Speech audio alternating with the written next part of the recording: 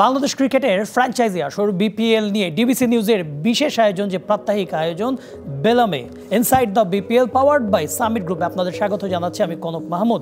দর্শক, প্রায় প্রতিদিনই আমরা কিন্তু এই আয়োজনে আমরা কথা বলে থাকি বিপিএলের নানান জানা অজানা ঘটনাগুলো নিয়ে। আজকে আমরা কথা বলবো এবং আজকে আমাদের সাথে বিপিএল নিয়ে কথা বলার জন্য আমাদের স্টুডিওতে আছেন আমাদের প্রিয় সাবেক ক্রিকেটার এবং একই সাথে ক্রীড়া বিশ্লেষক ইশতিয়াক আহমেদ এবং সাথে আছেন সময়ের জনপ্রিয় সঙ্গীত শিল্পী সাজিয়া সুলতানা পুতুল। আপনাদের দুজনকেই স্বাগত আমাদের স্টুডিওতে। দর্শক, আমরা কথা বলবো বিপিএল নিয়ে। তবে বিপিএল এর যাওয়ার আগে একটু পুতুলের কাছে শুরুতেই যেতে চাই। পুতুল, কেমন আছেন? আপনাকে সবাই ক্লোজ আপ ওয়ান থেকেই আসলে ফলো করে আসছে কিংবা চিনে আসছে, ক্রিকেট কতটুকু ফলো করা হচ্ছে আপনার? ভালো আছি। ক্রিকেট আমি যত না অনুসরণ করি তার চাইতে আমার পরিবারে অনেক বেশি ক্রিকেট অনুরাগী মানুষজন আছেন, তো তাদের কারণে আমার জানাশোনা হয়েই যায়। এই বছর যেমন এই আসরটা আমার শুরু থেকে একেবারেই লক্ষ্য করা হয়নি ব্যস্ততার জন্য, কিন্তু খোঁজ খবর রাখা হয়েছে টুকটাক। এখন যেহেতু খেলা জমে উঠেছে এখন দেখছি আর কি। আচ্ছা, মানে বিপিএল এ কোনো দলের প্রতি আলাদা কোনো সফট কর্নার কিংবা ভালো লাগা আছে কিনা? কুমিল্লা ভিক্টোরিয়ান্স ছিল, যেহেতু এবার তারা নেই, মানে সেটা আমার অঞ্চল ভিত্তিতে যদি অনুরাগের কথা বলি, সেটা আমার খুব কাছাকাছি অঞ্চল, আমি ফেনী অঞ্চল, আর সেটা তো সেই একটা ছিল। তো এবার তো রংপুর রাইডার্স অবশ্যই, যেহেতু টেবিলের শীর্ষে আছে, এবং আরেকটা কারণ আছে, রংপুর রাইডার্সে আমার অঞ্চলের একজন খেলছেন সাইফুদ্দিন, তিনি ফেনীর ছেলে, তো সেই কারণে একটা বিশেষ ভালো লাগা আছে। তাহলে চিটাগং কিংস কেন হলো না? ওই আর কি, মানে মাঝামাঝি পড়ে গেছি আর কি, কুমিল্লা আর চট্টগ্রামে। না, চিটাগং কিংস তো মানে দুর্দান্ত, তারাও দ্বিতীয়তে আছে এখন পর্যন্ত, উপভোগ করছি। মানে বিপিএলটা যেটা মূলত হয় যে সেখানে কোনো যেহেতু মানে বিশেষ দেশ সমর্থনের কোনো বিষয় থাকে না, ভালো খেলাটাই উপভোগ করি আর কি, এই আর কি। অবশ্যই আমরা ইশতিয়াক ভাইয়ের কাছে যেতে চাই। আজকে বিরতির দিন, আস্তে আস্তে বিপিএল যে লড়াইটা কিছুটা টাইট হয়ে যাচ্ছে কিছু দলের জন্য, যদিও বা রংপুর রাইডার্স সেসব ঝামেলার বাইরে আছে। তারা ইতিমধ্যে, যেটা বলছিলেন পুতুল, যে তারা ইতিমধ্যে প্লে অফটা নিশ্চিত করে তারা বেশ খোশ মেজাজে আছে, বিভিন্ন ইভেন্টে তারা অংশ নিচ্ছে। আমরা সেই ইভেন্টগুলো নিয়ে আলোচনা করব। তবে মানে অন্য দলের যে লড়াইটা, সেটা কেমন উপভোগ করছেন ইশতিয়াক ভাই? ধন্যবাদ। আমার মনে হয় মাঠের লড়াইটা এখন পর্যন্ত রংপুর একটু বেশি ভালো খেলছে, একেবারে আনবিটেন এখন পর্যন্ত, এবং প্লেয়াররা ইন্ডিভিজুয়ালি টিম হিসাবে ভালো খেলছে। ফরচুন বরিশাল যে ধরনের দলটা বানিয়েছিল অন পেপার, আমার মনে হচ্ছিল যে মানে বেশি ভালো একটা দল, সব স্টার্সদেরকে নিয়ে দল বানানো কিন্তু খুব একটা সুবিধা করতে পারে। আমার মনে হয় যে চিটাগং কিংস এদিক দিয়ে প্রশংসনীয় তাদের পারফরমেন্সটা, এবং এই বেলাকার বিপিএল আমি মনে করি যে অনেক ভালো ভালো খেলা হয়েছে। কিছু বড় স্কোর আমরা দেখেছি, বড় স্কোর করে চেস করতেও আমরা দেখেছি, যেগুলো বিগত দিনগুলোতে আমরা করিনি। কিছু মাঠের প্লেয়ারদের মধ্যে সংঘর্ষ, এগুলো তো ক্রিকেটের পার্ট অফ ক্রিকেট, এগুলো না হলে তো কোনো খেলাই জমে না, এটা ছিল। তারপরে রাজশাহী দুর্বারের যে পেমেন্ট নন পেমেন্ট নিয়ে যে একটুখানি একটা আলোড়ন সৃষ্টি হয়েছিল, যেটাও আমার মনে হয় খুব একটা রুচিসম্মত হয়নি। যদি এটা বিসিবির উপরেই ফাইনালি তাদেরকে বর্তায়, বাট আদারওয়াইজ আমার মনে হয় সব কিছু মিলিয়ে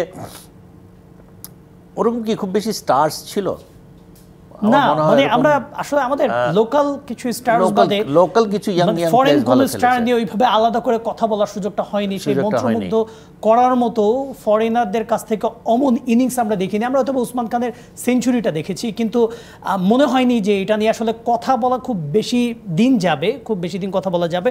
আমরা একটু আলোচনায় যেতে চাই। চিটাগং কিংসের কথা বলছিলেন, আমরা গতকালকের ম্যাচটা একটু সেটার স্কোর কার্ডটা দেখতে চাই। চিটাগং কিংস এই বিরতিতে যাওয়ার আগে সবশেষ যে ম্যাচটা খেলেছিল সেখানে 111 রানে হারিয়েছে দুর্বার রাজশাহীকে। আমরা একটু স্কোর কার্ডটা দেখে নিতে চাই গতকালকে। ওই স্কোর কার্ডটা দেখে আমরা আলোচনা যাব। চিটাগং কিংস 111 রানে হারিয়েছে দুর্বার রাজশাহীকে। লাস্ট ম্যাচে নাইম ইসলাম তিনি 56 রান তুলেছেন 41 বলে, অনেক দিন পরে সেঞ্চুরি পেয়েছেন, একটা লম্বা সময় পরে। এইটাও নাকি একটা রেকর্ড বুকে নাম তুলে ফেলেছেন নাইম ইসলাম, যদিও বা উনি 0 রানে একটা লাইফ পেয়েছিলেন। গ্রাহাম ক্লার্ক 45 করেছিলেন 28 বলে। মোহাম্মদ মিঠুন ক্যাপ্টেন চিটাগং কিংসে, তিনি 32 রান করেছিলেন। তাসকিন আহমেদ নতুন ক্যাপ্টেন দুর্বার রাজশাহীর, কালকেই তার ক্যাপ্টেন্সিতে প্রথম ম্যাচটা খেলেছে দুর্বার রাজশাহী।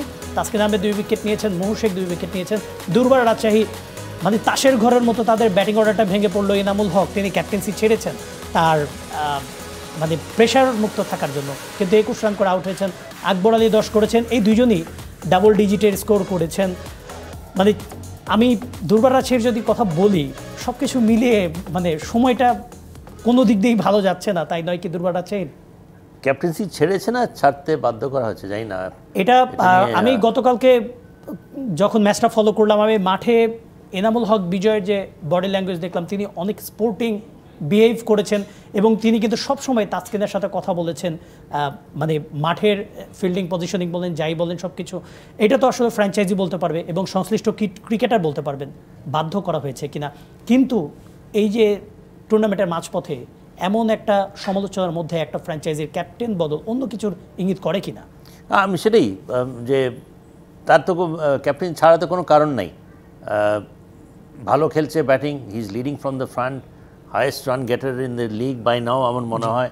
এবং তার তাসকিন প্রথম থেকে যদি ক্যাপ্টেন হতো বেমানান হতো না, বরং আমার মনে হয় তাসকিনকেই ক্যাপ্টেন ক্যাপ্টেন্সি দেওয়া উচিত ছিল। এই যে Bangladesh present player, top performer Bangladesh team. যাই হোক, আমার মনে হয় যে নন পেমেন্ট নিয়ে যে একটা ইস্যু ছিল, হতে পারে, আমার বিশ্বাস হতে পারে যে অসন্তোষ প্রকাশ করেছিল সে ক্যাপ্টেন এনামুল হক, যেটা আমার মনে হয় ম্যানেজমেন্টরা তো ঠিক, ম্যানেজমেন্টের ইয়েটা হচ্ছে ভাই তুমি তোমার খেলা খেলো, ম্যানেজমেন্ট ইস্যু আমাদের, ইউ ডোন্ট ইন্টারফিয়ার, এরকম হতে পারে। তারা হয়তো মনক্ষুণ্ণ ছিল ওর উপরে, যে কারণে আমার মনে হয় যে তুমি ভাই তুমি অনেক হয়েছে তোমাকে দিয়ে, তুমি এখন ক্যাপ্টেন্সি তোমাকে দিয়ে আমার দরকার নেই, এরকম হতে পারে। এবং এই ধরনের মন মানসিকতা পোষণ করে কিন্তু অনেক সময় ফ্র্যাঞ্চাইজিগুলো এরকমটা করে থাকে। আমরা শুধু বাংলাদেশে না, অন্যান্য দেশেও এই ফ্র্যাঞ্চাইজিদের এই ব্যাপারটা দেখে। কিন্তু বিইং সিনিয়র প্লেয়ার তাসকিনকে এই জিনিসগুলো কি পাশ কাটিয়ে থাকতে পারবেন কিনা? তাসকিনকেও তো একসময় কথা বলতে হবে, যদি এই জিনিসগুলো কন্টিনিউ হয় তখন কি তাসকিনেরও ক্যাপ্টেন্সি নিয়ে নেওয়া হবে কিনা, তখন আবার ইয়াসির আলী রাব্বিকে দিয়ে দেওয়া হবে কিনা ক্যাপ্টেন্সি? আমার মনে হয় যে নন পেমেন্টের যে ইস্যু, নিশ্চয়ই যে সিনিয়র প্লেয়ার্সরা, এনামুল হক, তাসকিন তো এমনিতে সিনিয়র প্লেয়ার্স, তারা তো নিশ্চয়ই ম্যানেজমেন্টের সাথে কথা বলেছে প্লেয়ারদের পক্ষ হয়ে, সেটাই করা উচিত। Because you are the senior, you are the leader, you should talk for us. বিদেশি প্লেয়ারদের পক্ষ হয়েও তারা কথা বলবে, এটাই স্বাভাবিক, এটাই হওয়া উচিত। এটা না হলে দে আর নো সিনিয়র প্লেয়ার, তাদের প্রথমত তাদের বুকের পাঠা নাই, আর আরেকটা হচ্ছে দে আর নো লিডার্স। যদি এই উদ্যোগটাই যদি তারা না নিতে পারে প্লেয়ার্সদের পক্ষ হয়ে একটা উচিত একটা ইস্যু নিয়ে, তো আমার মনে হয় যে বিটুইন এনামুল হক এবং তাসকিনদের সমসাময়িক, এখানে আমার মনে হয় না যে ক্যাপ্টেন্সি কে করে আর কে করে না, এটা তাদের মধ্যে খুব একটা কোনো ইস্যুই হওয়ার কথা না, I think, because they are professional players, they play for the team and the greatest interest is for the team. আমার এটা বিশ্বাস, পার্টিকুলারলি দিস টু। এবং আমার মনে হয় এরা সমসাময়িক, যখন সেই ওয়ার্ল্ড কাপ আন্ডার-19 থেকে তারা একসাথে মনে হয় খেলছে।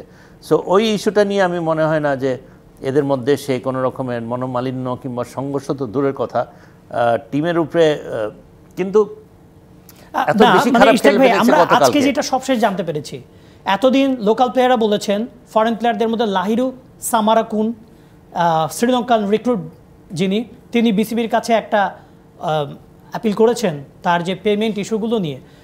ক্যাপ্টেন যেই হোক, এখন এই যে এই প্রবলেমটা আপনি দেখেন, তাসকিন আছে এই দলের ম্যানেজারকে মেহরাব হোসেন অপি, বাংলাদেশের ওয়ানডেতে প্রথম সেঞ্চুরিয়ান, মানে এই মানুষগুলো কি কিছুটা হলেও তারা অব্লিগেশনের মধ্যে পড়ে যাচ্ছেন কিনা, তারা একটা মানে বিতর্কের মধ্যে পড়ে যাচ্ছেন কিনা, মানে দুই দিকে ব্যালেন্স করতে গিয়ে? ওয়েল, বিতর্কে পড়বে senior player, you have to take up this issue, you are the leader, even though it's none of your business, এটা ম্যানেজমেন্টের ইস্যু। খুব বেশি হলে হবে কি, খুব বেশি হলে তাদের পক্ষে এই জিনিসটা তাদের কাছে, ম্যানেজমেন্টের কাছে পৌঁছে দেবে, সেটা করা উচিত। এবং সেটা যদি না করে থাকে তাহলে আমি বলবো they are no leaders at all. But it is, এখন তারা যেটা বলার তারা বলেছে, করণীয় তো হচ্ছে ম্যানেজমেন্টের। এখন তারা যদি না করে, এখানে তাসকিনেরও দোষ নাই, এনামুল হকেরও দোষ নাই, মেহরাব হোসেন অপিরও দোষ নাই। This is completely the failure of PCB. In fact in the very first place তারা যেটা করা উচিত ছিল, যে গ্যারেন্টিটা নেওয়া উচিত ছিল। যেহেতু গ্যারেন্টিটা নেয়নি, তখনই আমার কাছে মনে হয়েছিল, আমার কাছে একটা নাড়া দিয়েছিল যে why, I mean you are taking a big risk. BPL সে প্লেয়ারদের এবং এইগুলা যদি আমি নিশ্চিত না করতে পারি, there is always a risk of non payment, আমরা বিগত দিনগুলোতেও দেখেছি। সুতরাং এইটা আরেকটা জিনিস হচ্ছে যে প্লেয়ার অলসো ভিতরে ভিতরে জানে যে at the end of the day তারা পেমেন্ট নিয়েই যাবে, বিকজ বিসিবি এটার ফাইনাল দেখভাল করার হচ্ছে বিসিবি নিশ্চিত করবে যে তারা পেমেন্টটা পায়। অবশ্যই। আমরা একটু পুতুলের কাছে যেতে যাচ্ছিলাম। পুতুল, আমরা যে বিষয়টা নিয়ে আলাপ করছিলাম একটা পার্টিকুলার ফ্র্যাঞ্চাইজি নিয়ে, তাদের পেমেন্ট ইস্যুজ নিয়ে। অনেক প্লেয়ার এখনও স্যালারি পায়নি। আমরা কিন্তু আইপিএলটা বেশিরভাগ ক্ষেত্রে ফলো করে থাকি, সবচেয়ে বেশি আইপিএল নিয়েই আলোচনা হয়, শুধু উপমহাদেশে না, সারা ওয়ার্ল্ডে। তার চেঞ্জে, তার বিপরীতে আমরা আমাদের লিগ নিয়ে অনেক সময় কথা হয়, বেশিরভাগ ক্ষেত্রে দেখা যায় নেগেটিভ নিউজগুলো বেশি চলে আসে। মানে এইগুলো কেনই বা হচ্ছে, আর আপনি কি আশা করেন যে মানে এই প্রবলেমগুলো একসময় সলভ করে, যদি বা 10 বছর হয়ে গেছে, আমাদের বিপিএলও একটা বেটার লিগে পরিণত হবে? যে অভিযোগগুলো উঠছে এগুলো তো খুব যৌক্তিক দাবি। প্রথমত আমি নিজে যেহেতু একজন পারফর্মার, তো আমি সেই পক্ষটাকেই টেনেই কথা বলবো যে দিন শেষে সেটা কিন্তু পারফরমেন্সকে ভীষণভাবে বিঘ্নিত করে। তো এই যে আভ্যন্তরীণ যে জটিলতাগুলো তৈরি হয়, সেটা কাটানো গেলে সম্ভবত সামগ্রিক অর্থে লাভ হবে। তো অবশ্যই এটার একটা যৌক্তিক অবসান চাই। আমরা মানে প্রফেশনালিজমের মধ্যেই তো পড়ে। আপনি রংপুর রাইডার্সের সমর্থনের কথা বলছিলেন। রংপুর রাইডার্স সব কিছু মিলে এখন পর্যন্ত one of the most professional team এই টুর্নামেন্টে। মানে ইভেন আমরা ঢাকা হয়তো মাঠে পারফর্ম করতে পারছে না, কিন্তু তাদের ম্যানেজমেন্ট অনেক প্রফেশনাল। আপনি কি মনে করেন যে বিশেষ করে যারা মানে প্রফেশনালি টিমগুলো হ্যান্ডেল করতে পারে, তাদেরই এই টিমগুলো ম্যানেজমেন্টের ক্ষেত্রে আসা উচিত যে দলগুলো আছে? একদমই। মানে এটা যেহেতু একটা দলগত পরিবেশনা, এটা এখানে এককভাবে কোনো সুযোগ নেই। অবশ্যই তাদেরই এই নেতৃত্বে আসা উচিত, যারা শতভাগ পেশাদারিত্বের সঙ্গে এটাকে এগিয়ে নিয়ে যেতে পারবে। অবশ্যই। আমরা একটা গান শুনতে যাচ্ছিলাম, আমরা বিরতি দিব, তবে গানটা শুনে তারপরে বিরতিতে যেতে হবে। আচ্ছা, একদম টাটকা একটা গান শোনাই। গতকালকে গানটা রেকর্ড, মানে গরম গরম একটা গান একদম। মানে ভাষা দিবস নিয়ে 21শে ফেব্রুয়ারির একটা গান গতকালকে রেডিওতে গেয়েছি। গানটা লিখেছেন শফিউদ্দিন শিকদার, সুর করেছেন মোহাম্মদ ইসহাক। পলাশ সেদিন ম্লান হয়েছিল, কোকিল গাইনি গান। পলাশ সেদিন ম্লান হয়েছিল, কোকিল গাইনি গান। অকাতরে কত প্রাণ দিয়েছিল বলিদান। অকাতরে কত প্রাণ দিয়েছিল বলিদান। তবু মায়ের ভাষাকে দেয়নি হতে এতটুকু অপমান। তবু মায়ের ভাষাকে দেয়নি হতে এতটুকু অপমান। দারুণ। মায়ের ভাষাকে হতে দেয়নি এতটুকু অপমান। মানে এই যে কদিন পরেই তো আমাদের আন্তর্জাতিক ভাষা শহীদ দিবস, আশা করি এই গানটাও অনেক জনপ্রিয়তা পাবে। একটা বিরতি নিচ্ছি, আমাদের সাথেই থাকুন।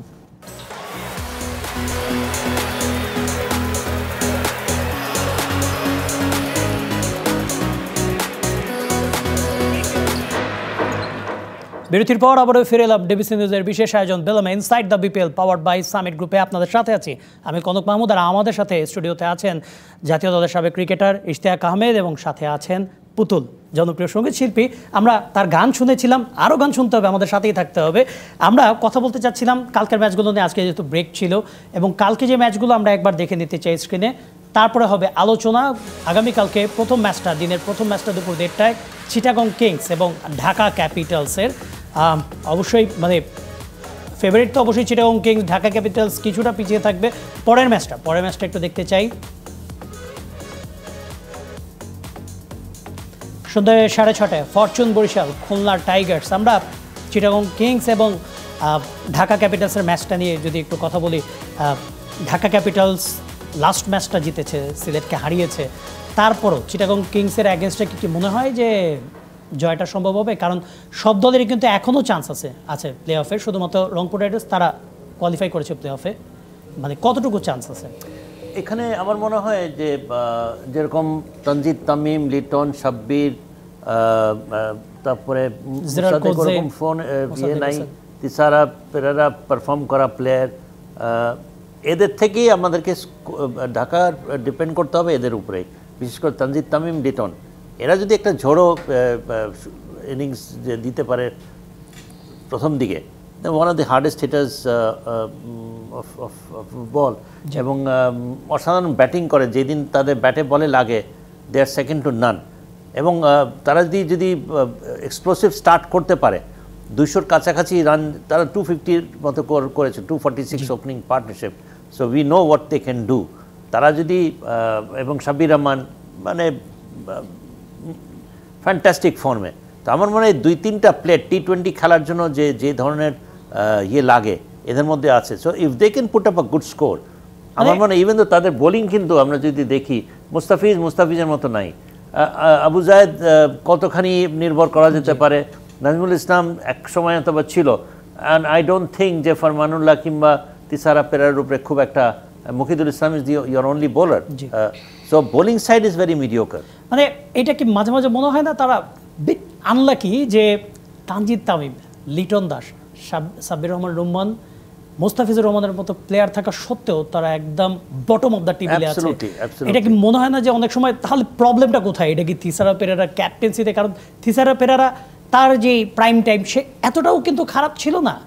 হ্যাঁ, বয়স হয়েছে কিংবা তিনি T20 কালচারের সাথে এতটাও মানিয়ে নিতে পারেনি, তাই বলে কি একটা টিম এই পারফর্মারদেরকে দিয়ে কি প্লে অফে খেলা সম্ভব হবে না?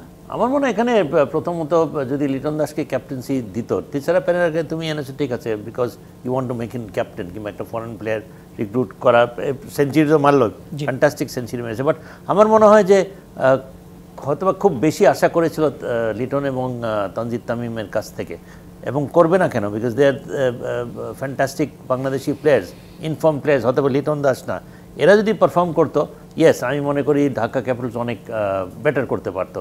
তারপরে 2টা খেলা জিতেছে আলহামদুলিল্লাহ, লেট আস সি, এখনো খেলা বাকি রয়েছে।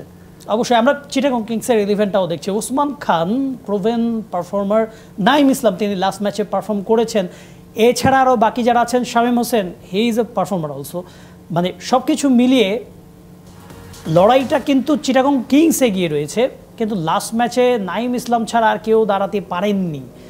এখনও আমরা নাইম ইসলামের উপরই ভরসা করতে হচ্ছে। আমরা যখন বলছি যে নতুনদেরকে তুলে আনার জন্য কিন্তু T20 টুর্নামেন্ট, নাইম ইসলাম ছাড়া আর কেউ এভাবে পারফর্ম করতে পারছে না কেন?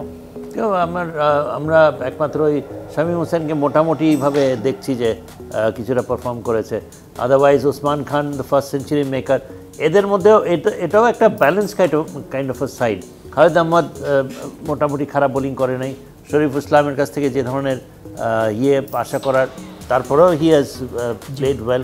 ওভারঅল আমার মনে হয় ঢাকা এবং চিটাগংয়ে যদি ম্যান টু ম্যান আমরা কম্পেয়ার করি, আমার মনে হয় আমি কিন্তু ঢাকাকে এগিয়ে রাখবো কালকের খেলায়, আমি ঢাকাকে এগিয়ে রাখবো। এখন ঢাকা একটা মানে জেতার একটা স্বাদ পেয়েছে, যেহেতু একটা উইনিং স্ট্রিকে আছে, সেই জন্যই আই থিঙ্ক। এবং তাদের যে তারা যদি তানজিদ তামিম এবং লিটনের যে কোনো কাউকে আর্লি আউট করে দেয়, তখন আবার ঢাকার আমার মনে হয় যে কামব্যাক করার মতো ওরকম স্ট্রেংথ থাকে না, যদি কিনা শাব্বির রহমানের যে ব্যাটে বলে লাগে। Shabbir Rahman is another explosive player, এই বছরে অবিস্মরণীয় কয়েকটা খেলা খেলেছে। বাট চিটাগং কিংস আমার মনে হয় overall as a team they have played well. Mithun ভালো ক্যাপ্টেন্সি করেছে।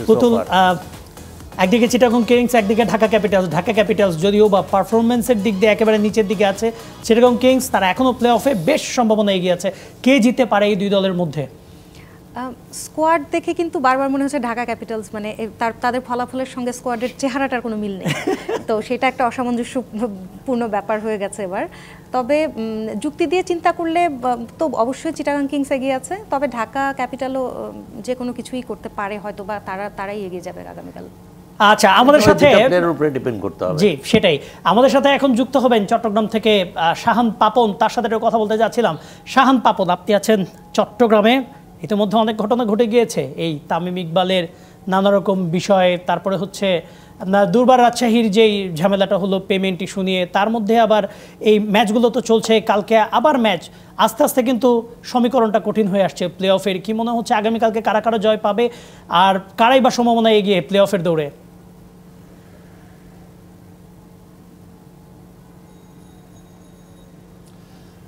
আসলে কারা এগিয়ে তারা কিন্তু মানে একেবারে স্পষ্টই দেখা যাচ্ছে। আপনি যদি পয়েন্ট টেবিলের দিকে তাকান 1 থেকে 4 নম্বর পর্যন্ত যে 4টা দল আছে তারা কিন্তু বেশ ভালোভাবেই অবস্থান করছে এই মুহূর্তে। আপনি যে কথাটা বলছিলেন চিটাগং কিংস এবং ঢাকার কথা, এই দুইটা মানে দল এমন একটা ব্যাপার হয়ে দাঁড়িয়েছে যে আনপ্রেডিক্টেবল হয়ে গেছে এবং ক্রমেই তারা আনপ্রেডিক্টেবল হয়ে যাচ্ছে। ঢাকা ক্যাপিটালস যেন বাউন্স ব্যাক করেছে, রাজশাহীর কথা চিন্তা করেন যেভাবে বাউন্স ব্যাক করে তারা ফিরেছিল এবং 2 শতাধিক রান করে তারা আসলে একবার ভরকে দিয়েছিল আগের ম্যাচে, পরের ম্যাচে এসে ভেঙে একেবারে হুড়মুড় করে ভেঙে পড়লো, ব্যাপারটা এরকমই দাঁড়ালো। তো সব মিলে যেটা বলা যায় যে বিপিএল নাটক বোধহয় জমে উঠেছে চট্টগ্রাম পর্বে, কেননা চট্টগ্রাম পর্ব থেকে আসলে নিশ্চিত হয়ে যাবে অনেকটাই যে আসলে কারা প্লে অফে যাচ্ছে এবং কারা প্লে অফে খেলতে পারে এই মুহূর্তে। তবে একটা আশার কথা হচ্ছে যে উদ্দেশ্যে নিয়ে বিপিএল মাঠে গড়ায় সেটা বোধহয় অনেকখানি সফল। এই দিক থেকে আপনি যদি স্পেসিফিক কিছু ব্যাপার চিন্তা করেন তার মধ্যে প্রথমেই আসে যে বাংলাদেশের ব্যাটাররা কেমন করলো। আপনি যদি দেখেন সেরা 5 ব্যাটারকে যদি আপনি বাছাই করেন 1 থেকে নিয়ে 5 পর্যন্ত, এখানে 5টা নাম আছে, তার মধ্যে একজন মাত্র বিদেশি, বাকি 4 জন বাংলাদেশি। গ্রাহাম ক্লার্ক ইংল্যান্ডের ব্যাটসম্যান, তিনি আছেন এই 5 জনের মধ্যে একজন, বাকি 4 জনই কিন্তু বাংলাদেশি। এদের মধ্যে আনামুল হক বিজয়, তানজিদ হাসান তামিম, লিটন দাস এবং 5-এ আছেন জাকির হাসান, মাঝখানে গ্রাহাম ক্লার্ক। সুতরাং নিঃসন্দেহে আশাব্যঞ্জক।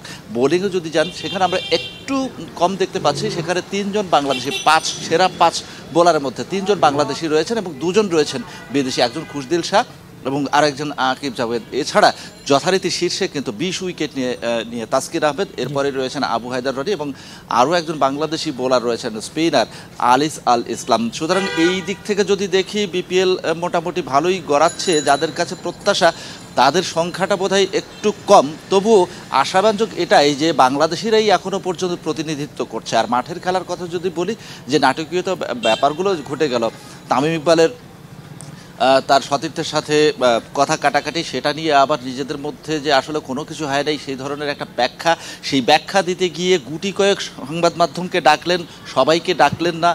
এবং এরপরে যেটা দেখলাম রাজশাহীর ক্যাপ্টেন্সি নাটক, এবং সেখানে আমরা যেটা দেখতে পেলাম যে দুর্দান্ত খেলছেন এনামুল হক বিজয়, কিন্তু তাদের ব্যাখ্যা হচ্ছে যে ব্যাটারটা, যে অধিনায়কটা আসলে দুর্দান্ত ব্যাট করছে, রান পাচ্ছে, সেঞ্চুরি করছে, তাকে আরও ভারমুক্ত করে আরও সহজভাবে খেলার মানে উপযোগী করে তোলার জন্য তাকে ভারমুক্ত করা। অবশ্যই মানে এই বিষয়টা নিয়েই কিন্তু আমাদের ইশতিয়াক ভাই শুরুর দিকে যে প্রশ্নটা তুলেছিলেন, ধন্যবাদ শাহান পাপন আপনাকে আমাদের সাথে যুক্ত হওয়ার জন্য।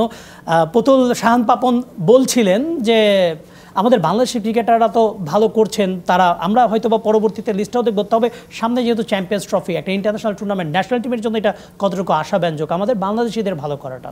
ভীষণ রকম আশাব্যঞ্জক, এবং মানে তালিকাটা দেখলে মন ভরে যাচ্ছে, যেখানে 4 জন শীর্ষ মানে বাংলাদেশি অবস্থান করছেন। তো সেই জায়গা থেকে আমি বিশ্বাস করি যে এটা অবশ্যই একটা বাড়তি অনুপ্রেরণা হিসেবে কাজ করবে সামনে চ্যাম্পিয়ন্স ট্রফিতে। অবশ্যই আমরা আরেকটা বিরতিতে যাব, তবে যাওয়ার আগে আরেকটা গান শুনতে হবে। আচ্ছা, এটা একটা নতুন গান সামনে আসবে। গানটা সুর করেছেন ইউসুফ আর লিখেছেন মাজেদ চৌধুরী। রিমঝিম রিমঝিম বৃষ্টি, আহা কি অপূর্ব সৃষ্টি, এ লগনে প্রিয় তোমায় মনে পড়ে যায়। রিমঝিম রিমঝিম বৃষ্টি, আহা কি অপূর্ব সৃষ্টি, এ লগনে প্রিয় তোমায় মনে পড়ে যায়। অপলক দৃষ্টি, আহা কি যে মিষ্টি, লুকোচুরি মনে এসে দোলা দিয়ে যায়। অপলক দৃষ্টি, আহা কি যে মিষ্টি, লুকোচুরি মনে এসে দোলা দিয়ে যায়। এ লগনে প্রিয় তোমায় মনে পড়ে যায়। দারুণ দারুণ দারুণ। আমরা এই গানের সাথে আমরা আরেকটি বিরতি নিচ্ছি, সাথে থাকুন। শুভমিতার গান।